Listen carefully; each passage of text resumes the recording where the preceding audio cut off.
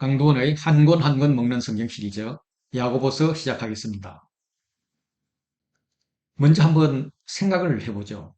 바울은 율법의 행위로는 구원받지 못한다. 오직 믿음으로 구원받는다. 라고 했습니다. 반면에 우리가 들은 야고보서는 믿음으로만 아니다. 행함으로 구원을 받는다. 이런데 과연 이런 다른 두 주장을 우리는 어떻게 진리로 받아들여야 하나? 야고보서는 과연 바울의 믿음으로 구원받는다는 이신칭의 교리를 정면으로 부정하는 책일까? 오랫동안 오해 혹은 잘못 이해되어 왔던 야고보서에 대한 선입관을 지우면서 시작하고자 합니다. 그동안 야고보서에서 제기되었던 문제점은 저자의 권위에 대한 의심, 그리고 종교개혁 당시 이신칭의와의 마찰이었습니다. 루터는 야고보서를 행함으로 구원받는다는 지푸라기 서신이라고 했고, 그리스도의 죽음, 부활 등 중요한 복음적 내용이 없다고 지적하면서 1522년 독일어 신약 성경 초판에서는 제외시켜버렸습니다. 본문에서 말씀드리겠지만 이거는 잘못된 이해였습니다. 현재 신학자들 중에서 바울과 야고보의 가르침이 상반된다고 보는 사람은 제가 알기로는 없습니다. 바울 서신은 사람이 하나님 앞에서 어떻게 의롭게 되는가에 대한 답변으로 믿음을 이야기한다면, 야고보서는 믿음으로 어렵게 된 사람은 어떻게 살아야 하는가에 대한 답변으로 믿음에 그쳐서는 믿음이라 할 수 없다. 삶으로 나와야 한다 하는 말씀입니다. 야고보서는 1장 1절에 하나님과 주 예수 그리스도의 종 야고보는 흩어져 있는 12지파에게 문안하노라로 시작을 합니다. 여기서 이 편지를 쓴 그리스도의 종 야고보는 누구일까? 먼저 예수님의 육신의 동생 야고보가 아니라는 주장이 있습니다. 야고보는 고도의 세련된 헬라어를 사용하고 있는데 이는 갈릴리 출신 야고보에게 기대하기 어렵다는 것입니다. 이런 주장은 야고보서가 바울의 이신칭의 교리와 반대되는 주장을 하는 것으로 볼 때 바울의 편지들을 반박 혹은 보완하기 위해서 썼다라고 보는 분들의 관점입니다. 바울의 이신칭의와 야고보의 이행칭의의 갈등 구조로 보는 것입니다. 그런데 야고보와 바울의 만남들을 보면 대립이 없고 오히려 생각이 일치함을 볼 수 있습니다.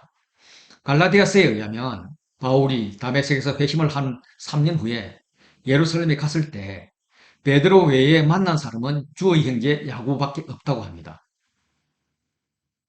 사도행전 11장 21절부터 30절에 의하면 안디옥에서 이방인 전도가 일어나자 예루살렘에서 바나바를 파송했고, 바나바는 바울을 찾아서 동력을 했습니다.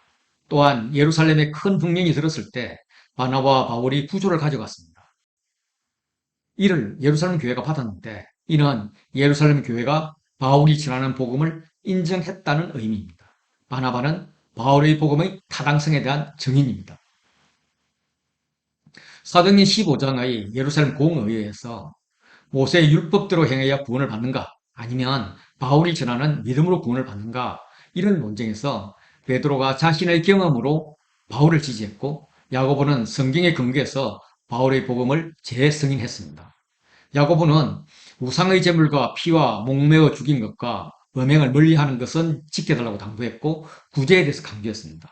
바울은 그렇게 하겠다, 그리고 구제는 이미 하고 있다라고 이야기를 했습니다. 바울이 3차 전도 여행을 마치고 예루살렘으로 가서 보고할 때 장로들과 야고보가 그를 반겼고, 율법의 열성을 가진 자들의 오해에 대해서 설명을 하고 이 오해를 풀 방법에 대해서도 이야기를 했을 정도로 바울과 야고보는 동력자였습니다. 바울은 율법을 구원의 수단으로 보지 않았을 뿐입니다. 갈라디아서 5장 6절에는 그리스도 예수 안에서 할례나 무할례나 효력이 없으되 사랑으로 역사하는 믿음뿐이라 라고 이야기했습니다. 야고보가 주장하는 행동, 즉 믿음의 삶은 상급을 위한 행위나 공로가 아니었습니다. 신약 시대에 나오는 야고보는 아주 흔한 이름입니다. 저자를 먼저 성경에서 찾아본다면 신약 성경에 나오는 야고보를 살펴보면 좋습니다. 먼저 12제자 중에 한 분인 유다의 아버지가 야고보이고요. 예수님이 항상 데리고 다녔던 3명 중 한 분인 요한의 형제 야고보가 있습니다. 그리고 12제자이며 알페오의 아들 야고보가 있고요. 그리고 예수님의 육신의 동생 야고보가 있습니다. 이들 중에 어느 분이 야고보서의 저자일까? 물론 성경에 나오지 않은 사람일 수도 있지만 그래도 동시대에 활동했던 유명한 사람일 가능성이 더 크기 때문에 먼저 성경에 나오는 사람을 생각해 보고자 합니다. 먼저 유다의 아버지 야고보는 저자가 될 만큼 당시에 영향력을 끼치지 않았던 것으로 판단되므로 야고보의 저자에서 제외합니다. 요한의 형제이자 세베대의 아들인 야고보는 초기 지도자였지만 AD 44년경에 헤롯에 의해서 순교당했습니다. 이 당시는 예수님이 곧 재림할 줄 알았기에 공식적인 기록을 하지 않았으므로 저자가 아니라고 생각이 됩니다. 알페오의 아들 야고보는 12제자 중 한 분이면서 마태복음의 저자인 마태의 형제일 가능성도 있어서 많은 영향력을 끼쳤을 것으로 생각할 수 있습니다. 그러나 성경에 12제자 중 한 분이라는 것 기록 외에는 활동이 나오지 않아 저자일 가능성이 그렇게 크지 않습니다. 그러면 예수님의 육신의 동생 야고보를 생각해 볼 수가 있습니다. 이를 뒷받침하는 것으로 사도행전에 나오는 야고보의 연설과 야고보의 본문의 유사성입니다. 사도행전 15장 23절을 보시면 사도와 장로된 형제들은 안디옥과 수리아와 빌리기아에 있는 이방인 형제들에게 문안하노라 이렇게 되어 있고 야고보서 1장 1절에도 야고보는 흩어져 있는 12지파에게 문안하노라 인사하는 방식 비슷하지 않습니까?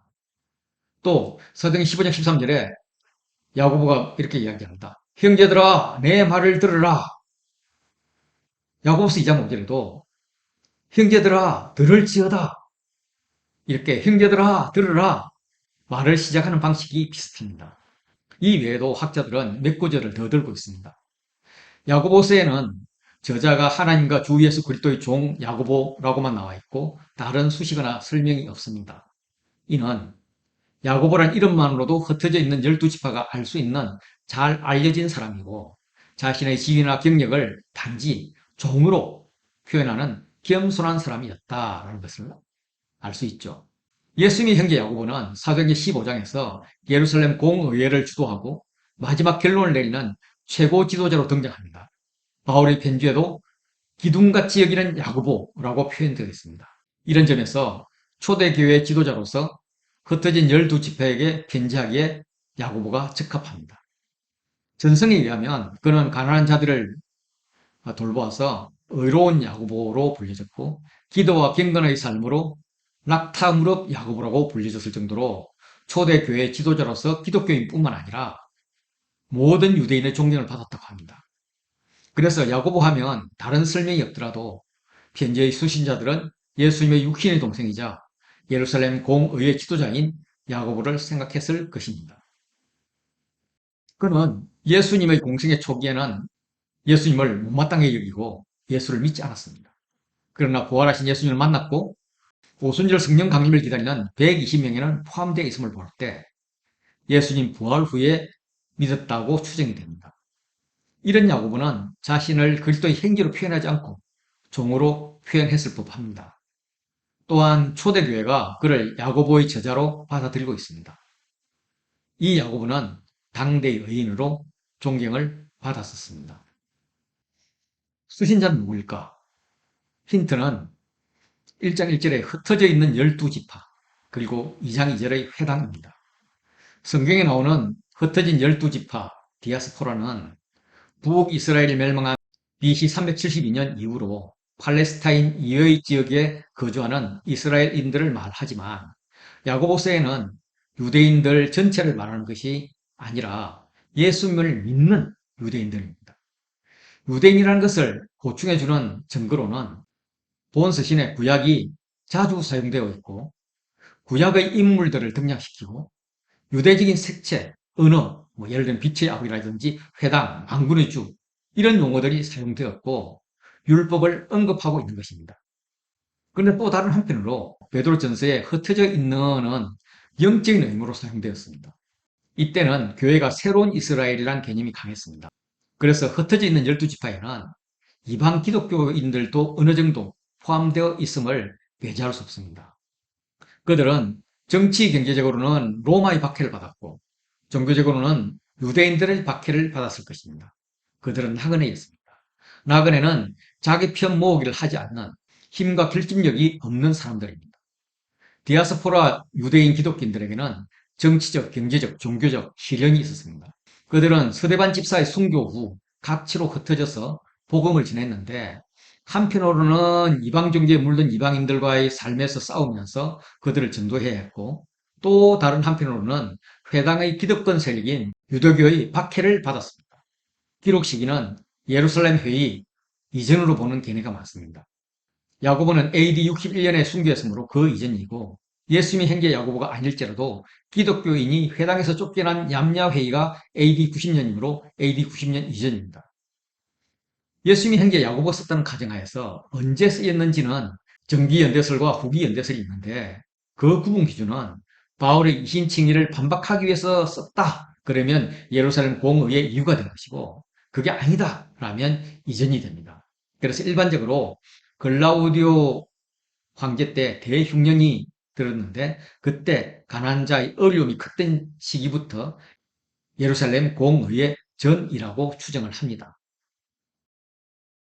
야고보는 자문과 같은 단편적인 말씀들을 모아놓은 것이다. 그래서 신약의 자문이다. 라고도 불립니다. 한편으로는 야고보서는 편지기에 문맥이 있을 것이다. 그래서 하나의 흐름 속에서 읽혀져야 된다라고도 합니다. 그러나 흐름을 이어가기가 쉽지는 않기 때문에 가능한 흐름을 이어갈 수 있는 구조를 찾지만 때로는 자문으로 읽는 것을 어려워하지 말자고들 합니다. 그동안 나왔던 구조들을 말씀을 드리면 먼저 위로와 위로 사이에 책망이 있다. 이런 구조로 보는 분들이 있습니다. A, B, A 샌드위치 구조죠. 이걸 좀 더 확장시켜서 믿음의 실현과 믿음의 실현 이 사이에 참된 경험과 위로부터 난 지혜 그리고 가운데 온전한 믿음 즉 행함이 있는 믿음을 이야기한 A, B, C, B의 교차대구 구조로 보는 분들도 있습니다. 연구보서에서 각 말씀들을 들어야 할 대상이 다르다 하는 관점에서 이 말씀은 가난한 자에게 위로하는 것이고 또 이 부분은 부자에게 책망하는 부분이고 또 이 부분은 가난한 자에게 또 이 부분은 열심당에게 또 이 부분은 모든 독자에게 하는 이런 말씀이다 식으로 문단에 따라서 독자들이 다르다고 보는 분들이 있습니다. 예, 이것은 원독자를 강조하는 분들이 이런 구조를 많이 쓰죠. 이는 가난한 자에 대한 메시지로 시작해서 가난한 자에 대한 메시지로 끝나는 인클루지오 구조로 보는 것입니다. 행함, 설명, 행함, 설명 이렇게 행함과 설명을 A, B 교환 구조로 보는 분들도 있습니다. 그리고 또 재밌는 것은 행함만 떼어놓고 본다면 할 것, 하지 말 것, 할 것, 하지 말 것 요렇게 예, 번갈아 나오는 것도 재미있습니다. 저는 이렇게 봤습니다. 가능한 한 흐름으로 보고자 했고 A와 A- 성도로 산다는 것이 뭐냐? 고난을 이기는 거야. 그 성도로 산다는 게 뭐냐? 재림을 기다리면서 고난을 이기는 거야. 하는 A와 A-의 인클루지오 구조로 봤고 그 사이에 그러면 어떻게 살아야 될 것인가? 야고보서는 흩어진 12지파, 즉 나그네에게 보낸 편지입니다. 나그네의 정체성은 아브라함 때부터 나옵니다. 아브라함은 하나님이 보여주시는 곳을 향해서 계속 움직였습니다. 그 아들 이삭은 농사를 지어서 거부가 되었지만 아비멜렉의 방해를 통해서 나는 정착할 자가 아니야. 나그네야 라는 걸 알았고 그래서 야고보는 애굽에 갔을 때 바로에게 이렇게 고백했습니다. 내 나그네 길의 세월이 130년이니이다. 내 나이가 얼마 못 되니 우리 조상의 나그네 길의 연조에 미치지 못하나 험악한 세월을 보냈나이다. 그는 선조도 나그네였고 자신도 나그네임을 확실히 하죠. 그는 험악한 세월을 보냈지만 그리고 이 고백을 할 때도 흉년에 굶어 죽을 위기에 도움을 받고자 애국으로 갔지만 당시 세계 최강국 이집트 왕에게 축복했습니다. 이게 나그네의 정체성입니다. 야고보의 독자도 이런 정체성을 가진 자였습니다. 그래서 성도로 산다는 것, 나그네로 산다는 것은 고난이 올 수밖에 없습니다. 그래서 이 고난을 어떻게 이길까? 물론 재림을 기다리면서 이기면 되죠. 그런데 고난받을 때 보면 살아남기 위해서 말이 좀 도전적이고 행동이 공격적일 수 있습니다. 일반 사람이 그렇죠. 그런데 나그네의 말과 행동은 어떻게 되어야 할까? 현실에서 돈이 없는 것이 가장 피부로 느낄 수 있는 고난입니다. 이 돈에 대해서는 어떤 자세로 살아야 하나? 기본적으로 나그네는 부를 창고에 쌓지 않겠다고 결심한 자입니다. 부를 창고에 쌓으려면 정책해야겠지만 나그네로 떠돌아다녀서는 창고에 쌓을 수가 없습니다. 자, 이런 자들에게 말과 행동을 어떻게 하면 좋을까? 부에 대한 데서 이런 자세가 가졌으면 좋겠어. 말과 행동, 부에 대한 자세 이렇게 A, B, A, B 여기서 이제 B, A가 A와 A 다시가 있으니까 B, C, B, C가 되겠죠. B, C, B, C로 이렇게 이해를 말씀하시는 겁니다. 그래서 결론적으로 성도로 산다는 것은 거룩함을 유지하면서 재림을 기다리는 삶이다. 나만 재림을 바라며 기도하며 참으며 기다릴 것이 아니라 공동체 안에서 서로 돕고 격려하면서 살자. 유혹되어서 진리에 떠난 자가 있다면 가능한 대로 그들을 돌아서게 해보자. 이런 위주로 되어 있습니다. 성도로 산다는 것. 고난을 선택한 나그네의 삶에서 어떻게 고난을 이길 것인가? 이 문제를 가지고 야고보서 안으로 들어가 보겠습니다. 시험은 외국에서 오는 시련입니다. 시련은 늘 있을 수 있는 것입니다. 이 시련을 잘 극복하는 사람이 있는 반면 그렇지 못한 사람도 있습니다. 시련에는 어려움이 있지만 그렇다고 희망이 없는 것은 아닙니다. 중요한 것은 시련이 영원하지 않다. 일시적이라는 사실에서부터 위로를 받으면 좋겠습니다. 베드로는 이렇게 말했죠. 그러면 너희가 이제 여러 가지 시험으로 말미암아 잠깐 근심하게 되지 않을 수 없으나 오히려 크게 기뻐하는도다. 그렇다고 크게 기뻐할 것은 없을 것 같지만 크게 기뻐해야 할 이유가 있다는 겁니다. 그게 뭘까? 외부에서 오는 시련은 왜 있을까를 생각해 보면 욕심 때문입니다. 나그네의 정체성이 흔들릴 경우 권력이나 부를 추구하게 됩니다. 권력이나 부는 노력하는 만큼 얻을 수 있을 것 같지만 참 신기하게도 처음에는 그렇게 되는 듯 하다가 어느 순간 막혀버립니다. 그때에 하나님 인도하심을 알게 되고 인내와 성숙을 배우는 것입니다. 그래서 시험을 당하면 괴로워하거나 원망하지 말라고 합니다. 오히려 기쁘게 여기라고 합니다. 하나님이 내가 또 얼마나 사랑스러워서 이런 시험을 주시는가. 이런 기대함으로 감사함으로 온전히 기쁘게 여기라는 것입니다. 내 형제들아, 너희가 여러 가지 시험을 당하거든 온전히 기쁘게 여기라. 시련을 주는 데는 하나님의 목적이 있습니다. 이는 너희 믿음의 시련이 인내를 만들어내는 줄 너희가 압니다. 시련은 깨끗함으로 번역하는 겁니다. 시련은 깨끗해지는 과정, 금속으로 치면 정제되어가는 과정입니다. 믿음의 시련이 인내를 만들어내는 것을 우리는 경험해서 이미 알고 있습니다. 시련의 목적은 순종을 낳습니다. 시련은 인내를 낳습니다. 시련은 완전함을 낳습니다. 그래서 인내를 온전히 이루라라고 말합니다. 불평, 원망하지 말고 인내하라. 인내가 온전한 결과를 만들게 하라는 말입니다. 시험에 대한 하나님의 기대와 사탄의 기대는 다릅니다. 하나님의 기대대로 온전히 준비시켜 조금도 부족함 없게 될 것인가? 아니면 사탄의 기대대로 낭망하는 자가 될 것인가? 결정해야 합니다. 시련은 기도를 낳습니다. 너희 중에 누구든지 지혜가 부족하거든 모든 사람에게 후히 주시고 꾸짖지 아니하시는 하나님께 구하라. 그리하면 주시리라. 현재 나의 시련에 대한 하나님의 뜻을 알려면 하나님이 주시는 지혜가 필요한데 이런 지혜가 부족하다면 지혜의 근원이신 하나님께 구하라. 그러면 주실 것이다. 하나님은 지혜를 구하는 모든 사람에게 구히 주시고 꾸짖지 않는 분입니다. 그런데 우리는 왜 하나님께 구하지 않고 세상에 구할까? 아마도 하나님 주시는 솔루션을 믿기 어려워하기 때문인 것 같습니다. 의심은 마치 갈릴리 바다에서 강풍이 불어 요동하는 바다 물길 같은 것입니다. 하나님의 능력에 대해 요동하는 자, 의심하는 자는 주로부터 얻을 것이 없습니다. 그래서 믿음으로 구해야 합니다. 의심하는 자는 두 마음을 품고 있기 때문에 모든 일에 일관성도 안정됨도 없이 희떡퍼떡하게 됩니다. 두 마음의 출처는 하나는 하나님이고 하나는 세상입니다. 세상은 우상으로, 우상은 돈과 권력으로 연결됩니다. 돈과 권력을 얻는 것은 정상적인 노력만으로는 한계가 있기 때문에 무리수를 두다가 망하게 되는 것입니다. 그래서 세상을 보고 무시하는 것이 세상을 이기는 것입니다. 무시하면 시련이 옵니다. 그렇지만 하나님을 바라면 결국 이길 것이고 많은 유익이 있을 것입니다. 그러므로 성도는 하나님의 자녀로서 정체성을 가져야 합니다. 세상적으로 가장 낮은 가난한 가치가 적다고 평가받는 형제는 오히려 자기의 높음을 알아야 합니다. 영적 부함을 추구하는 말입니다. 하나님께서 빛이 난 나를 선택하셔서 자녀 삼아 주셨음을 자랑해요. 예수님의 제자들은 소경 바디메오에게 일어나라! 하고 소리쳤습니다. 예수께서 머물러 서서 그를 부르라 하시니 그들이 그 명인을 부르며 이르되 안심하고 일어나라. 너는 영적으로 부한 자이다.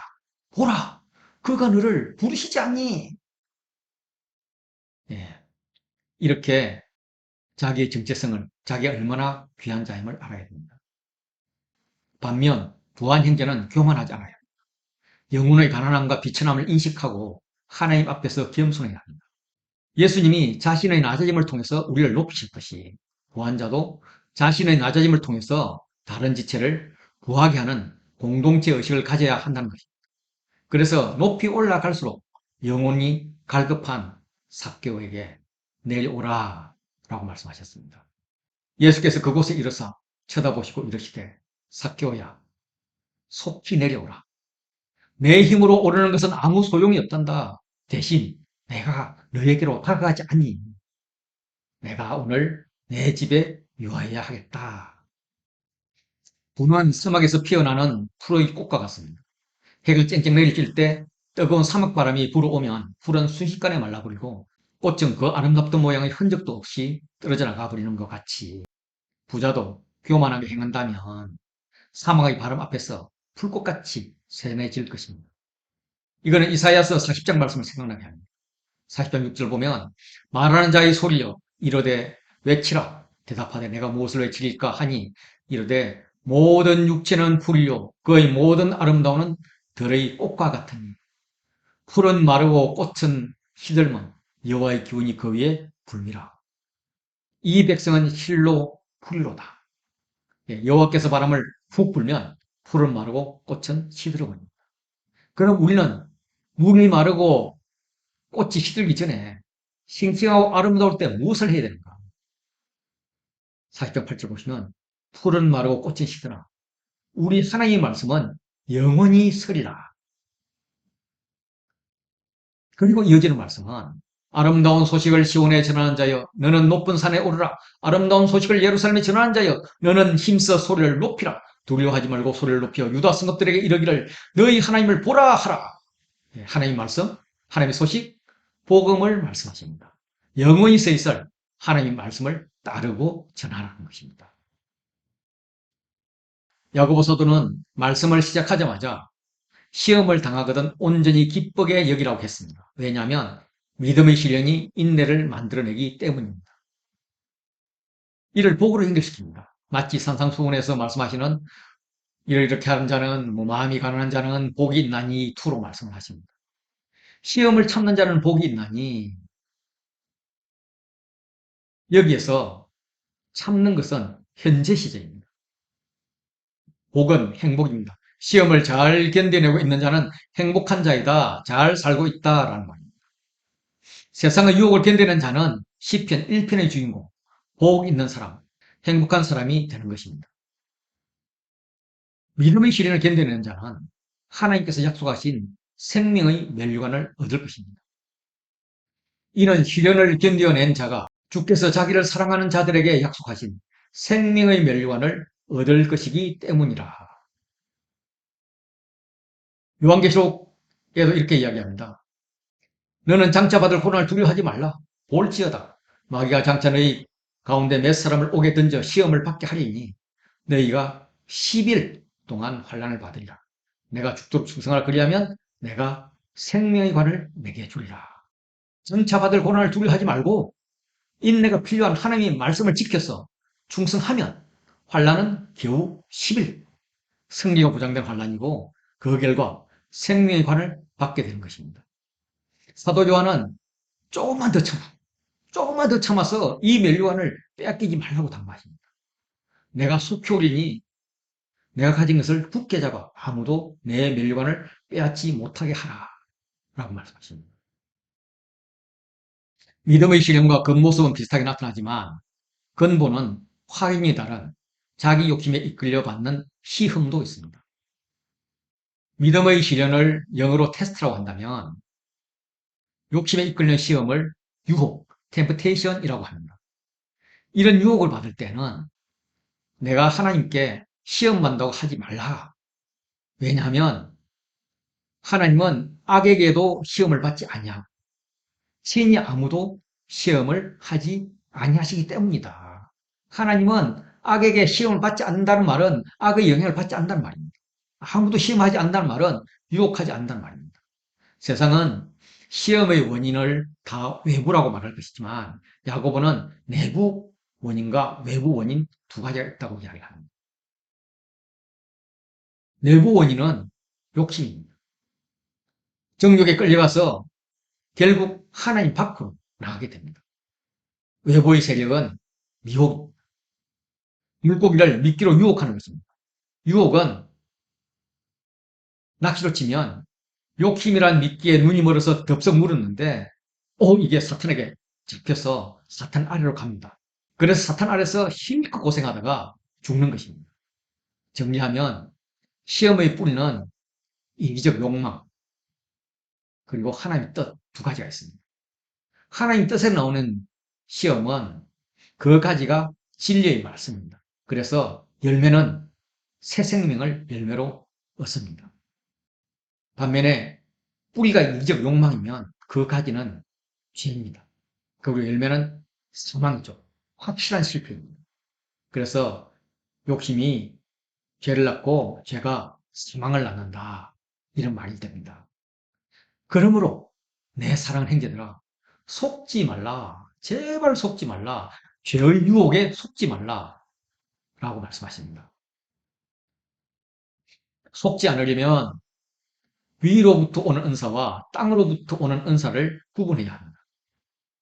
온갖 좋은 은사와 온갖 선물이 다 어디로부터 온다고요? 위로부터. 빛들의 아버지께로부터 내려오나니. 우리에게 가장 좋은 것들은 우리가 바라야 할 것들은 아버지께로부터 오는 것입니다. 하나님 아버지는 어떤 분인가? 그 아버지는 빛이십니다. 빛들의 아버지입니다. 변함도 없으시고 회전한 그림자도 없으십니다. 변함이 없다는 것은 다른 것의 영향을 전혀 받지 않는 분이라는 말입니다. 그래서 회전하는 그림자도 없으신 거예요. 우리는 그 뜻을 따라서 첫 열매가 되어야 됩니다. 첫 열매가 있다는 것은 이후에 계속되어 열매가 열리고 익는다는 말입니다. 하나님은 둘째, 셋째 열매, 많은 열매를 기대하십니다. 이를 위해서 진리의 말씀으로 우리를 낳으셨습니다. 성도로 산다는 것은 고난을 이기는 삶입니다. 믿음의 삶입니다. 믿음으로 사는 자, 참된 신앙을 따르는 자의 말과 행동이 있습니다. 어떻게 말하고 어떻게 들을 것인가? 듣기는 속히하고 말하기는 더디하며 성내기도 더디하라. 사람이 성내는 것은 하나님의 의를 이루지 못함이라고 강조합니다. 듣고 말함에 있어서 사람의 태도는 듣는 데는 빨라야 한다. 즉 말씀을 속히 받아야 한다. 그러나 말을 하는 데는 천천히 생각하며 해야 된다. 성내는 것은 더욱 천천히 해야 된다. 단도직입적으로 말하면 성내지 말라는 거예요. 성내지 말아야 할 이유는 성냄으로써 의를 이룰 수 없기 때문입니다. 성낸다는 것이 하나님의 질투라면 당연히 성을 내어야 합니다. 여기서 말하는 성내는 것은 자신의 기준에 맞지 않을 때 내는 것, 즉 자신이 하나님 역할을 하면서 선악을 판단하는 것입니다. 그래서 성내는 것은 더러운 것이며 넘치는 악에서 나온 것입니다. 다 버려야 할 것들입니다. 말씀을 제대로 듣기 위해서는 모든 더러운 것과 넘치는 악을 내버리고 말씀을 온유함으로 받으라. 그럼 그 받아야 될 그 말씀은 무엇인가? 영혼을 능히 구원할 수 있는 것이다. 이것은 너희의 마음에 심어주신 말씀이다. 말씀을 받았다면 듣는 것에 그치지 말고 행하는 자가 되어야 됩니다. 너희는 말씀을 행하는 자가 되고 듣기만 하여 자신을 속이는 자가 되지 말라. 하나님의 말씀을 듣기만으로 받았다고 생각한다면, 듣고 알기에 자신이 의인이라고 생각한다면 이거는 자신을 속이는 일이고 또 자신이 속는 일이라는 겁니다. 비유하자면 듣고 행하는 자는 거울로 자기 얼굴을 보는 것 같아서 제 자신을 보고 가서 그 모습이 어땠는지 자기가 누구인지 곧 잊어버리게 됩니다. 반면에 듣고 실천하게 되는 자는 자유롭게 하는 온전한 율법, 완전한 율법, 자유를 주는 자유의 율법을 들여다보고 즐거워하는 자예요. 깨우친 말씀을 몸에 배이게 실천하는 자예요. 나의 삶이 나의 모습이 되게 하는 것이죠. 이렇게 말씀을 살아내는 자는 복을 받은 자, 행복한 자입니다. 사람이 생각하는 경건은 외적 경건입니다. 예를 들면 바리새인의 종교적 경건 혹은 우상 숭배자들의 종교적 경건 같은 것입니다. 그러나 하나님께서 말씀하시는 경건은 말과 마음이 바탕이 되는 경건입니다. 그래서 대화할 때는 자기 해에 재갈을 물려서 자기 마음을 속이지 않아야 합니다. 또한 이는 믿음의 삶으로 나타나야 합니다. 그래서 관심을 두어야 될 곳과 행동이 있습니다. 관심을 두어야 할 곳은 고아와 가부로 대표되는 약자, 그리고 자기 자신입니다. 약자는 나보다 어떤 면에서 달란트를 덜 받았어. 내가 더 받은 달란트를 나누어 줘서 서로 균등하게 해야 할 필요가 있는 자입니다. 약자를 환란 중에 돌보는 것이 나의 의무이죠. 그리고 자기 자신을 지켜서 세속에 물들지 않게 하는 것입니다. 야고보서 1장 27절 보시면 하나님 아버지 앞에서 정결하고 더러움이 없는 경건은 곧 고아와 가부를 그 환란 중에 돌보고 또 자기를 지켜 세속에 물들지 아니하는 그것이니라. 정리하면 믿는 자는 말씀을 듣는 일에 열심히 적극적으로 임해야 합니다. 듣기는 속해야 하는 거죠. 말씀의 이해를 위해서 충분히 묵상하라. 말하기는 더디하라. 묵상은 또 남에게 적용하는 것이 아니다. 내가 아닌 다른 사람에게 잘못 적용하게 되면 다른 사람을 비판하거나 나의 영향력을 넓히기 위해서 가르치려 됩니다. 승부터 먼저 내기도 합니다. 깨달은 바를 잊어버리지 말고 실행하라. 그 실행하는 일에 복이 있다. 근건이란 어려운 자, 환난당한 자를 돌보는 것이다. 또한 자기를 세속에 빠지지 않도록 지키는 것이다. 예, 이렇게 정리할 수가 있습니다. 말과 행동에 이어서 이 장에서는 부에 대한 성도의 자세를 나누고자 합니다. 세상의 정보들은 우리에게 편견을 줍니다. 성도는 이 편견을 다시 하나님 주시는 세계관으로 깨어 부셔야 합니다. 그래서 첫 명령은 부에 대한 편견을 깨고 형제를 차별하지 말라는 것입니다. 차별하지 말라? 너희는 서로 차별하고 있구나. 사례를 든 장소는 회당입니다. 회당은 사랑이 넘쳐야 할 곳이죠. 금관악기를 끼고 아름다운 옷을 입은 사람, 그리고 남루한 옷을 입은 가난한 사람이 나옵니다. 금관악기를 끼고 좋은 옷을 입은 부자라면 아마 그는 장사를 하는 사람이거나 정부가 파견한 관리일 것입니다. 남루한 옷이란 혐오감을 일으키는 더러운 옷이므로 이런 옷을 입은 가난한 사람은 아마도 이스라엘에서 살기 어려워서 외국으로 온 거지든지 순회 선교사일 것입니다. 누구를 도와줘야 할까? 초대교회는 대부분 가난한 성도로 구성되어 있었습니다. 그럼에도 불구하고 부자에게 호의를 베풀고 가난한 자를 멸시했습니다. 그들은 부자에게 좋은 자리에 앉으라고 합니다. 마치 귀한 선생을 모시면서 한 수 가르쳐 주십시오. 아니면 은혜를 베풀어 주십시오. 하는 느낌입니다. 반면 해묵음을 주는 더러운 옷을 입은 자는 내 발등상에 앉으라라고 합니다. 이것은 나에게 배우라는 말입니다.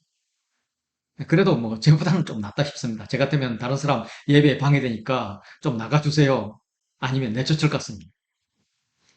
부자에게는 배워야 하고 가난한 자에게는 가르치려 하는 지극히 돈 중심의 세태, 즉 로마식 복음이 그리스도 공동체 안에서 이루어지고 있는 것입니다. 로마식 복음 아래 살면 부자가 영웅이라고 세뇌가 됩니다. 그래서 가난이 대물림되어서 가난에서 벗어나지 못한 자가 빚지고 도둑질을 하는 것은 엄벌에 처하고, 반면에 영웅 같은 엄청난 부자가 빚지면 나라가 갚아주고, 범죄하면 형량도 적게 구형하고 시간 지나면 또 사면까지 해줍니다. 마치 그의 죄를 덮어주어야 경제가 발전한다고 생각합니다. 이런 세태에 대해 야고보는 너희끼리 서로 차별하며 악한 생각으로 판단하는구나 하고 평가한 다음 강하게 책망합니다. 책망은 하나님은, 너희는, 부자는 이렇게 대조되고 있습니다. 가난한 자에 대해서 내 사랑하는 형제들아 들을지어라. 하나님은 세상에서 가난한 자를 택하사 믿음에 부유하게 하시고 자기를 사랑하는 자들에게 약속하신 나라를 상속으로 받게 하지 아니하였느냐? 상속으로 받게 하셨다. 그럼에도 불구하고 너희는 도리어 가난한 자를 업신여기고 있구나. 부자에 대해서 생각해보면 부자는 가난한 자를 억압하며 자신들의 유익을 위해서 그들을 법정으로 끌고 갑니다. 심지어 그 아름다운 이름 예수님을 비방하기도 합니다. 그럼에도 불구하고 독자들은 부자가 되고 싶고 부자의 편을 들며 자신들과 처지가 같은 가난한 자들을 업신여긴다는 것입니다. 가치는 내재적 가치가 있고 외형적 가치가 있습니다. 그런데 우리는 언제부터인가 외형적 가치를 더 따지고 있습니다. 외형적으로 높은 가치를 가진 부자에게 내재적 가치가 없는 경우가 허다하고 외형적으로 가치가 전혀 없는 가난한 자에게 내재적 가치가 클 수가 있는데, 예를 들면 가난한 자가 많은 시련을 통해서 성숙한 믿음을 가지기가 유리합니다. 그래서 하나님께서 약속하신 나라를 상속으로 받게 될 수가 있습니다. 성도는 이런 내재적 가치에 눈을 돌려야 합니다. 믿음 안에서 사람 차별이 있어서는 안 됩니다. 그런데 선악과를 먹어버린 아담 후손인 나는 본능적으로 사람의 가치를 판단하고 차별하여 버리는 것입니다. 그나마 판단 기준이 내재적 가치라면 조금 나을 텐데 외형적 가치입니다. 누가 더 많은가? 누가 더 높은가? 누가 더 빠른가? 누가 더 예쁜가? 특별히 재정과 지식을 더 많이 가진 자가 더 큰 가치를 가지고 있다고 평가해 버립니다. 더 큰 도둑, 더 큰 범죄가 될 수 있음에도 불구하고 말입니다. 이것이 틀렸다는 것을 알고 있다면 이제는 내재적 가치에 더 많은 가치를 부여해야 될 것입니다. 야고보 사도는 가난한 자는 하나님을 사랑하는 자란 등식을 만들었습니다. 가난하기에 돈이나 힘을 의지할 수 없고 오직 하나님만 의지할 수 있기 때문에 이런 등식을 만들었던 것입니다. 가난한 자는, 하나님 사랑한 자는 하나님이 택하신 자, 믿음에 부유한 자, 약속하신 나라를 상속받은 자입니다. 이것은 예수님께서 너희 가난한 자는 복이 있나니 하나님 나라가 너희의 것이며 하신 말씀과 일맥상통합니다. 결론을 말하면 세상은 부를 가치 있게 여기고 부를 추구하지만 가난에는 부와 비교할 수 없는 큰 가치가 있습니다. 부자가 천국 가는 것이 낙타가 바늘 구멍에 들어가는 것보다 더 어렵다고 하는 말씀을 생각한다면 이건 확실합니다. 천국 입성을 놓고 따지면 믿음이 기준이 될 것이기에 가난한 자나 부한 자가 매 한 가지이지만 부자는 마음의 교만에 이르고 은혜에 대한 갈급함이 없기 때문에 하나님을 만나기가 쉽지 않습니다. 반면 가난한 자는 하나님을 의지할 수밖에 없기에 하나님과 친합니다. 하나님의 다스림에 들어가기가 훨씬 용이합니다. 그래서 가난한 자에게 경건의 유익이 큽니다. 그러므로 천국을 소망하는 자는 일부러 가난해질 필요가 있습니다. 가장 기본적인 가난은 소득의 10분의 1을 내가 쓰지 않고 공동체에 맡기는 것입니다. 11조라고 하죠. 그 다음 단계는 부재와 승교를 통해서 나의 재산을 더욱 가난하게 하는 것입니다. 다친원을 만들고 나의 지출을 한정함으로써 남은 것은 흘려보내면서 스스로 가난함에 속해 사는 것입니다. 차별하려는 잘못된 사고에 대하여 2장 8절부터 13절 말씀을 시작하며 먼저 정상적인 성도에 대한 언급으로 시작해서 정상적인 성도의 미래 이야기로 끝이 납니다. 정상적인 성도는 이웃을 사랑해야 됩니다. 너희가 만일 성경에 기록된 대로 내 이웃 사랑하기를 내 몸과 같이 하라 하신 최고의 법을 지키면 잘하는 것이거니와. 예수님께서 말씀하신 최고의 법은 신명기 6장 5절의 하나님 사랑, 그리고 레위기 19장 18절의 이웃 사랑입니다. 우리는 이 최고의 법을 지켜야 됩니다. 그러나 사람에게는 편견에서 나오는 억측이 있습니다. 첫째는 차별은 죄가 아니라는 억측입니다. 그렇지만 만일 너희가 사람을 차별하여 대하면 죄를 짓는 것이니 율법이 너희를 범법자로 정죄하리라 라고 말씀하십니다. 죄는 차별이며 처벌받는 것입니다. 또 두 번째로는 차별이 중요하지 않다는 억측입니다. 간음하지 말라 하신 이가 또한 살인하지 말라 하셨은즉 내가 비록 간음하지 아니하여도 살인하면 율법을 범한 자가 되느니라 하면서 다른 율법을 다 지키더라도 하나를 범하면 율법을 어긴 자가 된다고 말씀하십니다. 즉 차별을 통해서 이웃 사랑의 법을 지키지 않으면 어기면 하나님 사랑의 법도 어긴 자가 된다는 말입니다.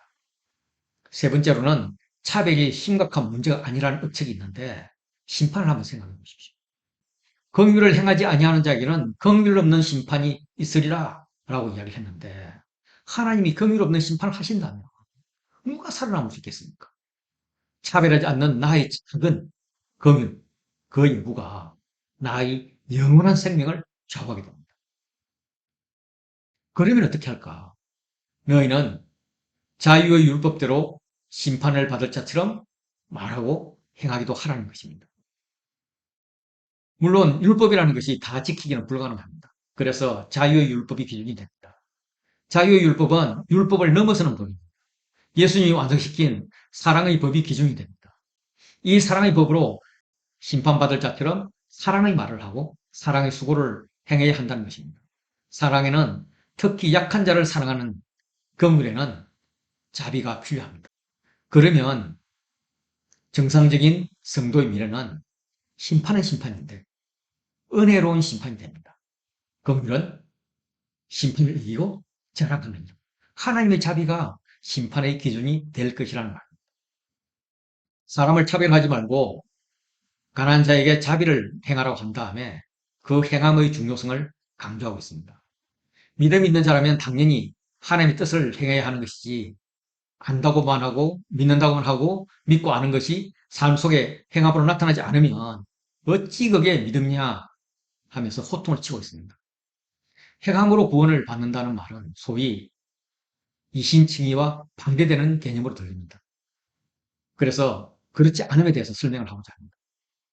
믿음의 행위에는 율법의 행위, 바울이 말한, 그리고 믿음의 삶, 야고보의 말한 그 행위로 나눌 수가 있습니다. 바울이 말한 행위는 안식일을 준수한다든지 제물을 드리는 것 같은 율법의 행위입니다. 형식적으로 율법을 지키고 제사라는 예의를 갖춘다고 해서 구원을 받는 것은 아니다라는 것을 강조하고 있습니다. 반면에 야고보가 말하는 행위는 신앙의 열매, 사랑의 기반의 열매를 말합니다. 믿음이란 지적 동의만으로는 안 되고 믿는 자의 삶의 행동이 필요함을 강조하고 있습니다. 이를 신학 기반의 논리로 따져보면 원래 구시대가 요렇게 끝이 나면 이때 메시아가 오십니다. 그럼 메시아가 오면은 새 시대가 이렇게 시작하는 그런 것이었죠. 그런데 죄 속에서 힘겨워하는 백성들을 긍휼히 여긴 하나님이 구시대의 끝을 기다리지 못하고 새 시대를 신고 앞으로 쑥 들어와 버린 거예요. 그래서 구시대가 이렇게 있으면 새 시대가 이렇게 안으로 쑥 들어와 버린 거예요. 그래서 우리는 이 사이에서 살고 있다는 겁니다. 그래서 여기가 예수님의 초림이고요. 그리고 구시대가 끝나는 여기가 예수님의 재림이라는 것입니다. 그 우리는 이 기간 중에 살고 있는데 예를 들면 저 같으면 요 정도 살고 있겠죠. 이 정도 살고 있을 이때에 예수를 구원의 주로 믿는 믿음으로 죄사함을 받고 구원받은 의인이 됩니다. 이것이 믿음으로 의롭게 되었다는 이신칭의 교리입니다. 절대로 믿음이 아닌 다른 것으로는 구원받을 수 없다. 그동안 유대인들은 성전 제사와 율법 준수라는 예의를 통해서 하나님이 구원해 주신다고 믿었지만 예수님은 그런 형식적인 행함은 필요 없다면서 성전 제사를 피하고 영과 진리의 예배를 세우시고는 하늘로 올라가셨던 것입니다. 이걸 다시 잘 그려보면 이제 이런 그림이 되는데요. 그런데 문제는 아직 구시대가 끝나지 않았다는 것입니다. 다른 말로는 구원이 완성되지 않았다는 거예요. 구원은 예수님이 다시 오시는 날 심판하신 후에 믿음을 지킨 자들에게 새하늘과 새 땅을 주심으로 완성이 됩니다. 그럼 이 중에 있는 나는 아직 구원받은 것이 아닙니다. 넌 아직 죄 가운데 있네? 사탄의 소유네? 이렇게 사탄이 말해요. 그때 우리가 말해야 하는 것은 아니야. 뭐 나는 이미 믿음으로 구원을 받았어. 왜냐하면 성령님이 보증금을 내셨거든. 그래서 성령님이 잔금까지 지불할 거야. 나는 확신해. 그래서 나의 주인은 사탄이 아니야. 하나님이야. 라고 말하는 것이 구원의 확신입니다. 그럼 사탄이 무엇으로 그걸 증명할 거야? 할 거야? 따지면은, 자, 성경의 말씀대로 내가 살잖아. 봐, 나는 칭의를 받았잖아, 분명히. 그리고 마지막 예수님이 오면은 완전한 구원이 영화가 이루어질 거야. 그런데 이 칭하고 영화는 차별이 너무 차이가 너무 크지. 그래서 내가 한 걸음 한 걸음 주를 향해 가고 있어. 그것을 우리가 성화라고 하잖아. 구원받은 자의 삶을 살려고 애를 쓰는 것, 그것이 성화되어 간다고 하잖아. 칭의받은 사람이 계속 성화의 길을 걷는 거야. 내가 그래서 확실히 구원받은 거야. 예수님 다시 오셔서 영화를 통해서 구원을 완성할 때까지 나는 가는 거야. 예, 이렇게 말하는 거예요. 바울은 로마서를 통해서 먼저 칭의를 1장부터 11장까지 아주 길게 설명한 다음에 12장 이후에 성화를 강조하고 있는 것이고, 야고보는 이미 칭의를 알고 있는 디아스포라 기독교인들에게 성화를 강조하는 거죠. 그래서 우리가 다르게 보이는 거죠. 그러나 본질은 신앙에는 열매가 필요합니다. 열매 없는 신앙은 유익이 없다고 야고보가 소리치고 있습니다. 내 형제들아, 만일 사람이 믿음이 있노라 하고 행함이 없으면 무슨 유익이 있으리요? 그 믿음이 능히 자기를 구원하겠느냐? 여기서 믿음이 있노라고 주장하는 사람은 사실 믿음이 있는 자가 아닙니다. 누군가 자신은 예수 그리스도에 대한 믿음이 있다면서 믿음으로 구원받았다 말하면서 믿음의 삶을 살지 않으면 아무 소용이 없다는 겁니다. 성화로 연결되지 않는 그 믿음이 진정한 믿음이 아닙니다. 이런 자의 구원은 절대 불가능합니다. 신앙은 홀로서기 아닙니다. 재판으로 치면은 자기 주장만으로 재판에서 이길 수 없다는 겁니다. 증인과 증거가 필요한데 그 증인이 이웃입니다. 그들에게 베푼 이웃 사랑이 증거인 거죠. 만일 나의 이웃 중에 가난하고 당장 먹을 것이 없는데 그에게 말로만 샬롬을 전하면서 힘 없으세요? 산삼 한 뿌리 드세요. 아프세요? 큰 병원 가면 그 정도 고치는 것은 아무것도 아니에요. 당장 병원 가세요. 라고 한다면 그게 무슨 믿는 자의 삶이냐. 아무 유익이 없다라는 거죠. 이와 같이 행함이 없는 믿음은 그 자체가 죽은 것이야. 예, 믿음이 아니라는 거. 죽은 믿음이야. 그래서 어떤 이는 행함을 강조하면서 이렇게 말할 것입니다. 어떤 사람이 말하기를 너는 믿음이 있고 나는 행함이 있으니 행함이 없는 내 믿음을 내게 보이라. 나는 행함으로 내 믿음을 내게 보이라. 행함이 없는 내 믿음을 내게 보이라 하는 것은 행함 없이 내 믿음을 내게 한번 보여봐라. 혹은 행함으로 내 믿음을 내게 보이라는 의미입니다. 믿음을 믿는 자의 삶으로 살지 않고 어떻게 보여줄래? 나는 나의 믿음대로 행함으로써 내 믿음을 보여주겠다라는 것입니다. 삶이 따르지 않는 믿음을 어떻게 비유할까? 예. 당신은 하나님이 한 분이라는 것을 믿는가? 그런데 그건 귀신도 믿는다. 귀신의 삶은 하나님이 아니라 사탄을 따르지만 믿거든. 너도 하나님이 한 분이라는 믿음이 있을지 모르지만 삶이 따르지 않는다면 사탄의 졸개와 뭐가 다른가? 아, 허탄한 사람아. 예. 아는 아주 강하고 격한 감정이죠. 괴로움에 몸부림치는 표현입니다. 허탄한 사람은 텅 빈, 든 것이 없는 공허한 사람입니다. 아, 괴롭다. 머리에 든 것도 없는 이 골빈 사람아. 가슴에도 든 것이 없는 이 무미건조한 사람아. 행함이 없는 믿음이 헛것인 줄 알고 싶니? 설명해 줄게. 이렇게 하면서 아브라함 이야기를 하는 것입니다. 창세기 15장 6절에서는 아브라함이 여호와를 믿은 여호와께서 이를 그의 의로 여기시었다라고 합니다. 이것을 바울이 로마서 4장 3절에서 성경이 무엇을 말하느냐? 아브라함이 하나님을 믿음에 그것이 그에게 의로 여겨진 바 되었느니라 라면서 이신칭의를 주장했습니다. 갈라디아서도 마찬가지였습니다. 아브라함이 하나님을 믿음에 그것을 그에게 의로 정하셨다 함과 같으니라. 그런데 야고보의 논지는 여기서 멈추면 안 돼. 그거다. 믿음의 삶을 살아야 돼. 믿음으로 의롭다 함을 받은 아브라함은 백세 난 귀한 자식을 제물로 바치라고 했을 때 바쳤다. 바치를 했다. 그는 명령을 받은 다음 날 즉시 번제를 드리기 위해서 출발했고 3일 동안 이삭을 바치기 위해 나아갔다. 물론 마지막에는 하나님이 양으로 대신해서 받으셨지만 아브라함처럼 행동하는 것이 믿음이다. 그의 행함이 그의 의로움을 확신시켜 주었다. 이를 통해서 2장 23절 이에 성경에 이른바 아브라함이 하나님을 믿으니 이것을 의로 여겼다는 말씀이 이루어졌고 그는 하나님의 벗이라 칭함을 받았나니 하나님이 아브라함을 나의 벗이라 부르는 것은 이사야서에 나옵니다. 랍은 이방인 중에서도 여자, 그 중에서도 가장 천한 기생이었습니다. 외모로 보면, 외형으로 보면 어찌 구원을 받을 수 있을까 생각되지만 그녀가 여호수아가 보낸 정탐꾼들을 접대하고 안전하게 지켜주는 행함으로 의롭다 하심을 받았다고 합니다.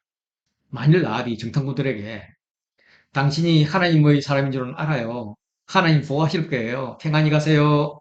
가다가 쉴만한 곳 찾아서 간식도 먹고 물도 마시고 가세요. 이렇게 말만 하고 보호해주는 행함이 없었다면 정탐꾼들이야 어떻게 하나님 다른 방법으로 구출을 했겠지만은 라합은 어떻게 의롭게 하심을 받았겠느냐 하는 것입니다. 또 이와 같이 기생 라합이 사자들을 접대하여 다른 길로 나아가게 할 때에 행함으로 의롭다 하심을 받은 것이 아니냐라고 이야기하는 겁니다. 이 2장 20절부터 26절은 A, B, C, B의 교차대구 구조로 볼 수가 있습니다. 행함이 없는 믿음은 헛것이고 행함이 없는 믿음은 죽은 것인데 안으로 들어와서 아브라함 사례가 있고 라합 사례가 있습니다. 그래서 2장 24절은 행함으로 의롭다 하심을 받고 믿음으로만은 아니다 라고 강조를 하는 거죠. 그래서 2장 24절은 이로 보건대 사람이 행함으로 의롭다 하심을 받고 믿음으로만은 아니니라 라고 하는 겁니다. 행함과 믿음이 결부되어 있음을 강조하고 있습니다.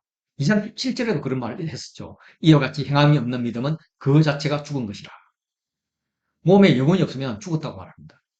마찬가지로 믿음에 행함이 없으면 영혼 없는 몸이 죽은 것 같이 행함 없는 믿음은 죽은 것이니라. 성도로 산다는 것에 대해서 말한 다음에 말과 행동을 이야기했고 부에 대한 자세를 이야기했습니다. 이제 두 번째로 성도의 말과 행동에 대해서 말씀하십니다. 말은 쉽지만 실천하기 어렵습니다. 자신도 못할 일을 다른 사람은 이래라 저래라 말할 수 있습니다.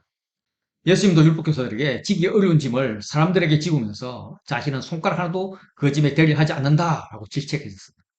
야고보도 같은 취지의 말씀을 하십니다.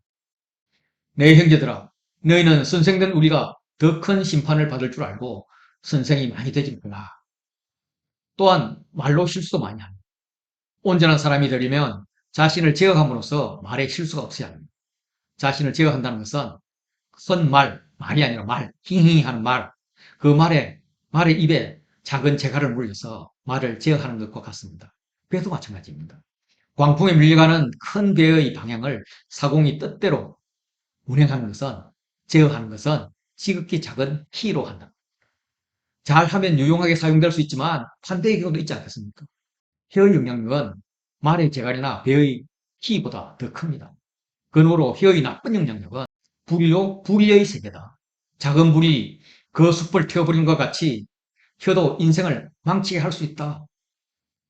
공동문제가 이렇게 번역하고 있습니다. 혀는 불과 같습니다. 혀는 우리 몸의 한 부분이지만 온몸을 더럽히고 세상 살려의 수레바퀴에 불을 질러 망쳐버리는 악의 덩어리입니다. 그리고 혀 자체도 결국 지옥불에 타버리고 맙니다. 길들여지지 않는 혀는 끊임없이 나오는 악이요 죽이는 독이 가득한 것입니다. 다양한 종류의 짐승과 새와 심지어 벌레까지도 바다의 생물 또한 사람이 길들일 수 있습니다. 또 길들여 왔습니다. 그런데 혀는 길들일 수 있는 사람이 없습니다. 사람은 교육을 안 된다는 말입니다. 초자연적인 통치만으로 간다. 그래서 혀는 내가 통치하려 해서는 결국 사탄의 통치를 받게 되는 것이고 하나님께서 통치하도록 내어드려야 됩니다. 혀로 우리는 하나님을 찬송합니다. 그런데 동일한 혀로 하나님의 형상대로 지음받은 사람을 저주하고 판단하기도 합니다. 하나님이 지으신 사람을 저주하는 것은 하나님을 저주하는 것과 같습니다. 해로 인해서 한 입에서 찬송과 저주가 나오는데 때로는 하나님의 통치를 받고 때로는 사탄의 통치를 받게 되는데 이건 말도 안 되는 소리다. 그래서 이것이 마땅하지 아니하니라. 그렇기 때문에 길들일 수 없는 말로 선생들이 하지 말라는 겁니다. 하나님의 말씀을 적극적으로 듣고 충분히 묵상하고 남에게 적용하는 것은 오래 참고 나의 삶에 적용함으로써 끊임없이 성화의 길을 걸으면 굳이 말하지 않아도 내 삶이 말해줍니다. 지혜에는 두 가지가 있습니다. 위로부터 난 지혜와 땅 위의 지혜입니다. 진정한 지혜와 총명, 즉 위로부터 난 지혜는 선행으로 나타납니다. 나타나는 과정에도 온유함이 있습니다. 땅의 지혜는 위로부터 온 것이 아니라 세상의 것입니다. 그 결과 시기심, 다른 사람이 잘 되면 불쾌히 여기는 감정으로 생깁니다.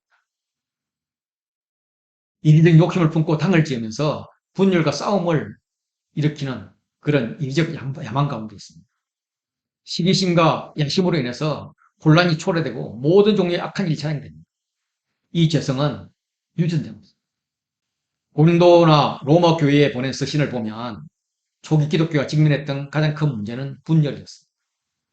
반면에 위로부터 나온 지혜는 성결하고 화평하고 관용하고 양순하며 긍휼과 선한 열매가 가득하고 편견이 없으며 거짓이 없습니다. 이는 잠언 2장 6절에 의하면 여호와가 주시는 것입니다. 대저 여호와는 지혜를 주시며 지식과 명철을 그 입에서 내시며 라고 노래하고 있습니다.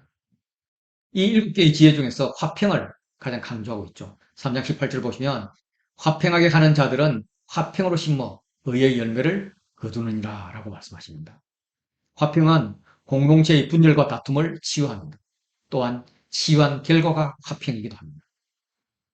공의의 열매는 화평이요 공의의 결과는 영원한 평안과 안전이라고 이사야 32장 17절이 말씀하시고요. 산상수훈에도 화평하게 하는 자는 복이 있나니 그들이 하나님의 아들이라 일컬음을 받을 것이며 라고 말씀하십니다. 공동체를 파괴하는 싸움은 정욕과 쾌락으로부터 나옵니다. 4장 1절 너희 중에 다툼이 어디로부터 나느냐 너희 지체 중에서 싸우는 정욕으로부터 나는 것이 아니냐. 이 싸움은 직접적인 싸움입니다. 이는 너희 중에 싸움, 지체 중의 싸움, 즉 공동체에서의 싸움입니다. 3장 16절에서는 싸움이 단파였죠. 이는 땅으로부터 온 지혜입니다. 싸우려는 정력은 싸우려는 쾌락, 싸우려는 즐거움입니다.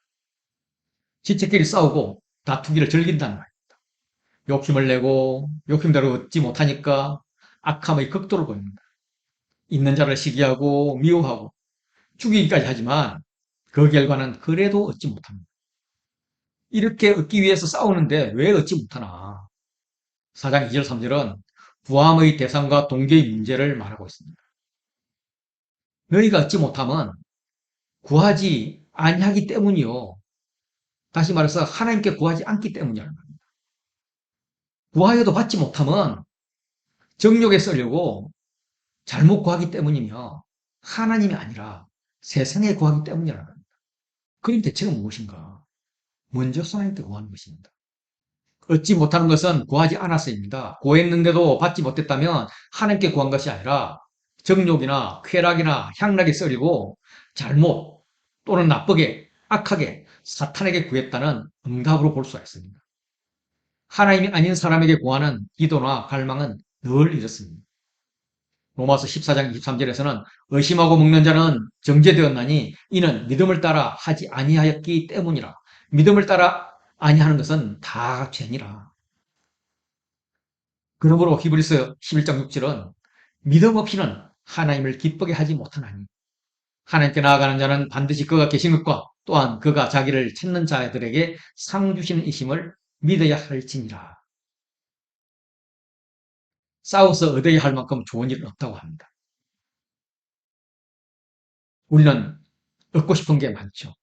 그런데 그 얻는 과정에서 싸워야 한다면 얻는 것을 포기하는 것이 오히려 성도로서 바른 길입니다. 성도는 화평에 하는 자로서 화평을 심어 의의 연배를 거둬야 하는데 오히려 다툼과 시기가 있는 이유는 시기와 정욕을 위해서 구하기 때문입니다. 세상은 하나님이 없는 모든 체계, 모든 조직, 구조, 가치, 사상을 말합니다. 구약은 이스라엘 백성과 하나님 관계를 괴로운 관계로 설명을 합니다. 신약도 동일하게 교회와 그리스도의 관계를 결혼으로 설명합니다. 세상과 벗된 것은 하나님과 원수된 것임을 강조하고 있습니다. 사탄은 우리에게 큰 하나님을 믿음으로 작은 세상을 잠깐씩 엿보는 것은 문제가 되지 않는다라고 속삭입니다. 그러나 하나님은 내가 세상을 보는 것은 하나님과 등을 돌리고 세상으로 걸어가는 것이라고 말씀하십니다. 이게 영적 하나님입니다. 왜냐하면 하나님께서는 우리 안에 살게 하신 그 영을 질투하실 정도로 그리워하기 때문입니다. 질투하신 하나님은 십계명에 언급되어 있습니다. 내 하나님 여호와는 질투하는 하나님인 저 가지면서 우상 숭배를 금하고 있습니다. 그럼 대책은 무엇인가? 하나님 주시는 은혜를 받는 것입니다. 하나님은 우리에게 은혜를 주고 싶어 하십니다. 간음의 유혹을 물리칠 힘과 능력도 주고 싶어 하십니다. 그럼 그 은혜를 어떻게 받나? 누가 은혜를 받을 수 있나? 하나님이 교만한 자를 물리치고 겸손한 자에게 은혜를 주십니다. 죄인, 두 마음을 품은 자, 이를 물리치고 너희, 말씀을 읽고 듣는 자, 형제에게 은혜를 주십니다. 이거는 잠언에서 여러 번 언급되고 있습니다. 잠언 3장 34절에 진실로 그는 거만한 자를 비웃으며 겸손한 자에게 은혜를 베푸시나니 16장 5절에도 무릇 마음이 교만한 자를 여호와께서 미워하시나니 피차 손을 잡을지라도 벌을 면하지 못하리라. 4장 7절 이후에 많은 명령문이 열거됩니다. 성도 간의 다툼을 피하고 하나님께 나아가는 방법입니다. 그런즉 하나님께 복종할지어다. 마귀를 대적하라. 그리하면 너희를 피하리라. 하나님을 가까이 하라. 그리하면 너희를 가까이 하시리라. 죄인들아 손을 깨끗이 하라. 두 마음을 품은 자들아 마음을 성결하게 하라. 슬퍼하며 애통하며 울지어다. 너희 웃음을 애통으로 너희 즐거움을 근심으로 바꿀지어다. 주 앞에서 낮추라. 그리하면 주께서 너희를 높이시리. 그리고 잠깐 숨을 돌려서 형제들아 부르시면서 서로 비방하지 말라라고 말씀하십니다. 비방은 적대하고 반대하는 것과 말하는 것의 합성어입니다. 온갖 종류의 해로운 말을 하는 것, 욕하는 것, 죄를 덮어 씌우는 것, 중상모략하는 것, 이런 것이 비방하는 것입니다. 야고보 쓰여진 당시에는 교회에 불화와 인신공격이 만연되었던 것을 보입니다. 예수님이 무척이나 강조했던 것이 이웃을 내 몸과 같이 사랑하라는 것이었습니다. 그럼에도 불구하고 형제를 판단하고 비방하는 자는 하나님이 주신 율법을 비방하고 율법을 핍다는 것이고 이것은 율법의 준행자의 자세가 아니라 율법의 재판관이 됩니다. 기억하십시오. 율법의 입법자와 재판관은 오직 하나님뿐이십니다.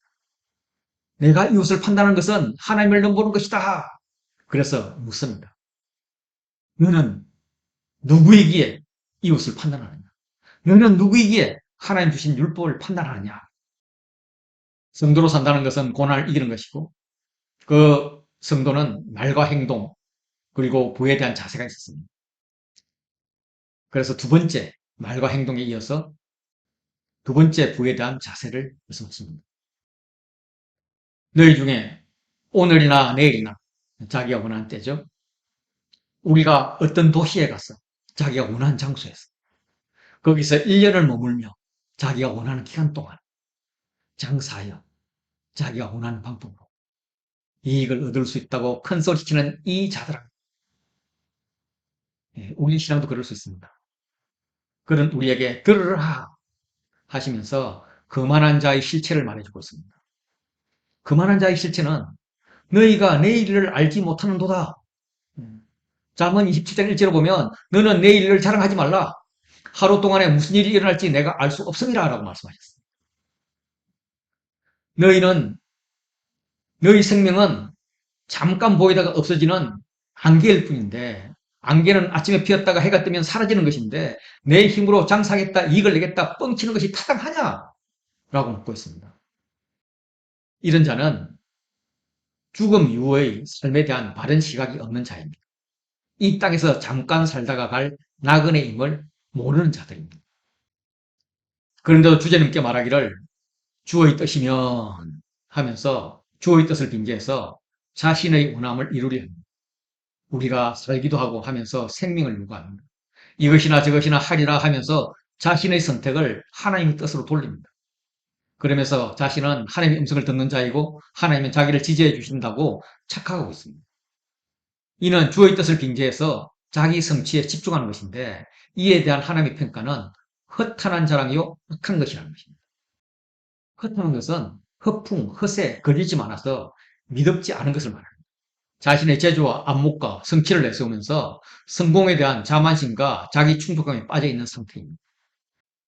이는 하나님의 뜻을 의식하지 않고 하나님 도움도 필요하다고 생각하지 않는 그런 결과입니다. 하나님과 관계없는 악입니다. 결정적인 미성은 마땅히 해야 할 일을 놓치는 것입니다. 그러므로 사람이 선을 행할 줄을 알고도 행하지 아니하면 죄니라. 주의 뜻을 따라 행해야 함을 알고도 행하지 않으면 죄라는 것입니다. 예수님도 하나님의 뜻을 구했고 하나님이 뜻대로 되기를 원하셨습니다. 겟세마네 기도 기억나십니까? 아버지여, 만일 아버지의 뜻이거든 이 잔을 내게서 옮기시옵소서. 그러나 내 원대로 마옵시고 아버지 원대로 되기를 원하나이다. 예수님에 대한 아버지의 뜻은 예수님의 대속적인 죽음을 통해서 예수님을 믿는 자에게 영생을 주는 것이었습니다. 갈라디아서 1장 4절 보시면 그리스도께서 하나님 곧 우리 아버지의 뜻을 따라 이 악한 세대에서 우리를 건지려고 우리 죄를 대속하기 위하여 자기 몸을 주셨으니. 그러면 우리가 따라 행해야 하는 주의 뜻은 구체적으로 무엇인가? 예수님같이 한 생명, 한 구원은 못하더라도 예수님이 목숨 바쳐서 구원한 지체를 실족하게 하는 일은 하나님의 뜻이 아닙니다. 이와 같이 이 작은 자 중의 하나라도 잃는 것은 하늘에 계신 아버지의 뜻이 아닙니다. 예수님의 어머니와 동생들이 밖에서 예수님을 부른다는 소식을 듣고 방에 둘러앉아 있는 제자들을 보면서 예수님께서 말씀하십니다. 내 어머니와 내 동생들을 보라. 누구든지 하나님 뜻대로 행하는 자가 내 형제요, 자매요, 어머니니라. 하나님 뜻은 주의 발치에 앉아서 이렇게 주의 말씀을 배우는 주의 제자이다. 누가복음 7장 3절에는 바리새인과 율법교사들은 그의 세례를 받지 아니하므로 그들 자신을 위한 하나님의 뜻을 저버리니라 라고 말씀하셨고, 바울은 고린도후서에서 하나님의 뜻대로 하는 근심은 구해할 것이 없는 구원에 이르게 하는 회개를 이루는 것이라 이렇게 말씀했습니다. 하나님의 뜻은 회개하고 하나님 나라를 구하는 것입니다. 베드로는 선을 행함으로 고난을 받는 것이 하나님의 뜻일진데 이렇게 말씀하셨습니다. 이외에도 바울은 데살로니가 전서에서 하나님 뜻은 이것이니 너희의 거룩함이라 하면서 음란을 버리고 각각 거룩함과 존귀함으로 이렇게 살고 분수를 넘어서 행실을 해야 하지 말라 이렇게 이야기를 합니다. 그리고 5절로 넘어가면 항상 기뻐하라. 쉬지 말고 기도하라. 범사에 감사하라. 예, 이것이 그리스도 예수 안에서 너희를 향하신 하나님 뜻이니라. 이렇게 말씀하셨습니다. 예, 이렇게 성경을 통해서 하나님 뜻들을 찾아보면서 그것으로 내 삶을 도명해 보면 좋겠습니다. 잠깐 옆길로 빠졌는데 다시 구에 대한 태도로 돌아오면 4장 13절에서 들으라 장사하여 이익을 보리라 하는 자들아 즉 부자가 되려고 하는 자들아 이어서 5장 1절은 들으라 부한 자들아 이미 부자가 된 자들을 지적합니다. 부자의 절대 기준은 없습니다. 그러므로 부자가 아니라 구하려는 자, 돈을 쫓아가는 자입니다. 예, 저와 여러분이 될 수가 있습니다. 이들에게 보이는 것은 너희에게 임할 고생입니다. 이 고생으로 말미암아 강한 고통으로 소리치며 탄식할 것이라는 것을 볼 때에 이거는 고생이 아니라 징계입니다. 징계의 이유는 너희가 말세에 재물을 쌓았기 때문입니다. 더 정확하게 한 번역은 종말의 날들에 재물을 쌓아버렸다라는 것입니다. 쌓아버렸기 때문에 돌이킬 수가 없습니다. 확직한 행위에 대한 고발입니다. 쌓은 결과 너희 재물은 썩었고 너희 옷은 좀먹었으며 너희 금과 은은 녹슬었으니 이 녹이 너희에게 증거가 되며 불같이 너희 살을 먹으리라. 그런데 그 쌓은 재물은 원래 품꾼에게 주어야 할 싹이었습니다. 품꾼은 하루 벌어 하루 먹고 사는 사람. 품삯을 받지 못하면 굶어 죽을 수밖에 없는 비정규직입니다. 품꾼에게 주지 않는 삭시 고발합니다. 부자의 창구에서 자기 갈 곳인 품꾼에게로 가고 싶다고 소리 지릅니다. 출소는 했지만 삭스를 받는 게 당연하지만 받지 못해 먹을 게 없는 품꾼과 가족들의 비탄의 울음소리가 하나님 귀에 들렸습니다. 부자는 품꾼의 필요를 외면했지만 하나님은 들으십니다. 반면 부자는 주지 않은 삭스로 땅에서 사치하고 방종합니다. 그래서 심판의 날, 그들에 대한 살육의 날에 잡아먹기 좋게끔 돼지처럼 통통하게 살이 쪄 있습니다. 사람을 사주 취급하는 것입니다. 이렇게 살찌운 다음에 잡아먹을 것인데 누가 먹을까? 계시록 19장 21절에 의하면 모든 새가 그들의 살로 배불리더라. 부자는 의인을 정죄하고 죽였습니다. 그 의인은 대항하지 않고 죽었습니다. 대항할 힘이 없을 수도 있지만 대항할 가치를 두지 않았습니다. 악인들에게 대항하지 않고 기꺼이 죽어준 어린 양 예수님의 길을 따른 것입니다. 이제 야고보서를 마무리하고자 합니다. 성도로 산다는 것은 고난을 이기는 것이었습니다. 어떻게? 왜? 예, 재능이 그답니다. 그러므로 형제들아, 주께서 강림하시기까지 길이 참으라. 보를 농부가 땅에서 나는 귀한 열매를 바라고 길이 참아 이른 비와 늦은 비를 기다리라니 너희도 길이 참고 마음을 굳건하게 하라. 주의 강림이 가까우니라. 이렇게 A, B, C, B, A 구조로 되어 있습니다. 참으라. 길이 참아. 기다리는 길이 참고 이렇게 인내한 것이 반복되고 있습니다. 직설적으로 말하면 너희는 부자가 되려고 발버둥 치지 마라. 오히려 주의 강림까지 소망을 갖고 거룩하게 살려고 애쓰며 길이 참으라 말씀하십니다. 농부는 땅에서 나는 귀한 열매를 바라고 길이 참습니다.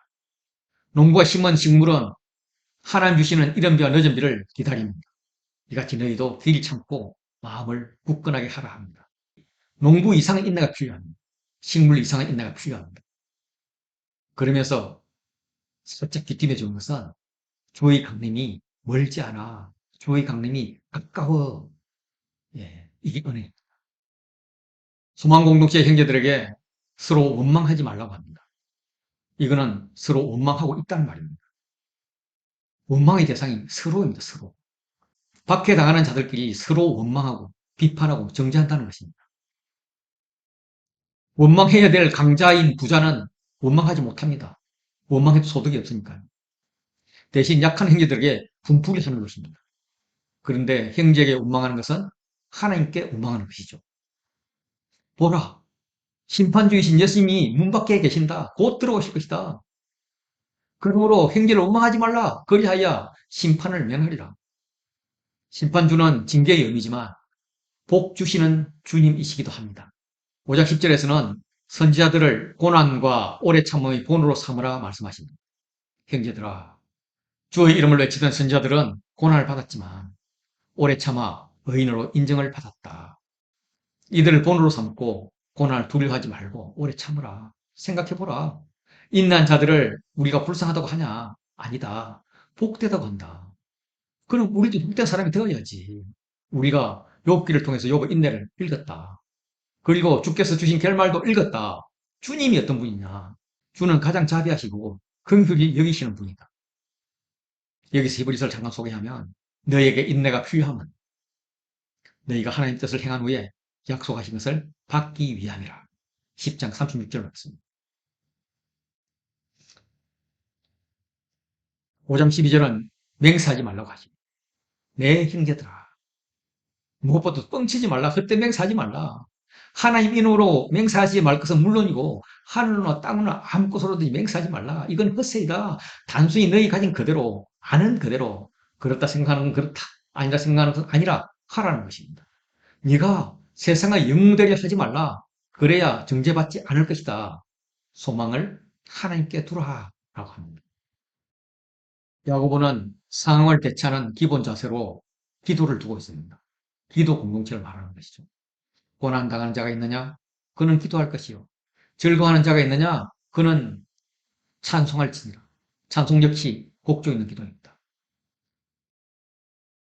병든 자는 스스로 기도가 힘든 고난 가운데 있는 자입니다. 교회의 장로들을 청할 것이요. 그리고 중보기도를 요청하는 것입니다.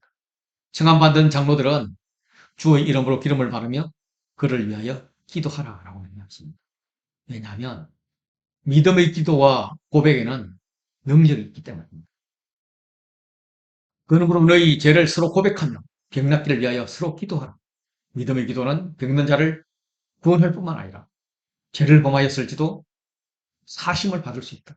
의인의 강구는 역사하는 힘이 크다.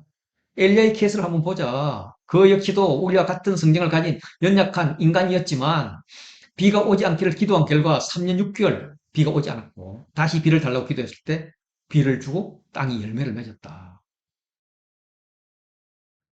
13절부터 18절까지는 매절 기도가 들어가면서 기도를 강조하고 있습니다. 13절에 그는 기도할 것이요 찬송할지니라. 14절에 그를 위하여 기도할지니라. 15절에 믿음의 기도는 16절 서로 기도하라. 의인의 강구는 17절 간절히 기도한 적 18절 다시 기도하니. 이렇게 기도를 강조한 야고보 자신도 기도를 많이 해서 낙타 무릎으로 부르셨습니다. 성도는 회복 공동체를 이루어야 합니다. 공동체에는 별의별 일이 다 있기 마련입니다. 때로는 유혹받아서 떠나는 자도 있습니다. 이 경우 성도는 미혹되어 진리를 떠난 자, 그를 돌아서게 하는 겁니다. 죄인을 미혹된 길에서 회개하고 돌아서게 하는 자는 그 영혼을 사망에서 구원하는 것이 됩니다. 하나님과 관계 회복을 통해서 허다한 죄가 용납될 것입니다. 누구나 미혹될 가능성이 있습니다. 미혹의 방지에도 미혹에서 빠져나오는데도 공동체의 도움이 필요합니다. 이런 공동체에 속함이 성도의 소명이며 이런 공동체에서 다른 사람을 회복하는 도구로 사용되는 것이 성도의 부르심입니다. 창세기에서 야곱은 바로 앞에서 이렇게 고백했습니다. 내 나그네 길 세월이 130년입니다.